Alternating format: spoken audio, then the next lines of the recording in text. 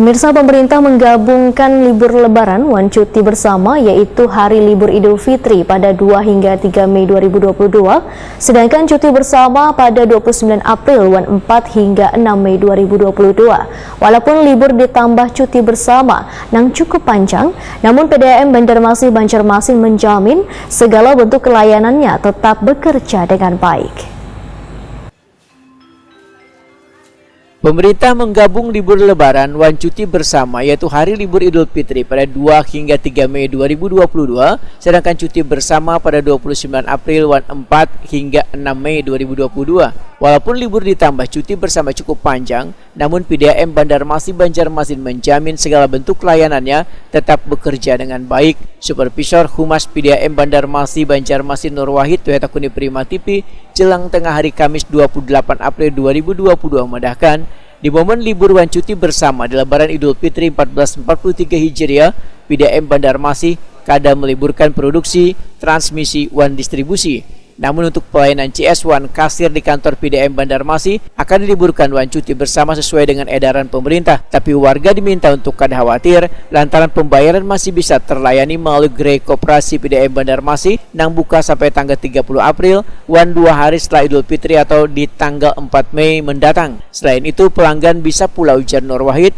melakukan pembayaran melalui ATM atau online e-commerce serta di retail modern yang tersebar di kota Seribu Sungai ini. Terkait dengan pelayanan gangguan, menurut Nur Wahid, telah disiapkan petugas yang terbagi dalam 3 shift. Pelanggan bisa menghubungi call center PDAM Banjarmasin yang siap melayani 1 kali 24 jam.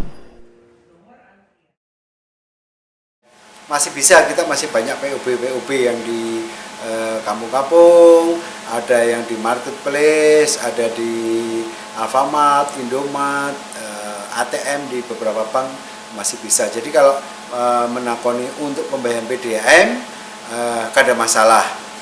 Sekarang kalau umpamanya ada lapor bocor atau lapor yang lain, kita tetap on call 24 jam ke 3252541.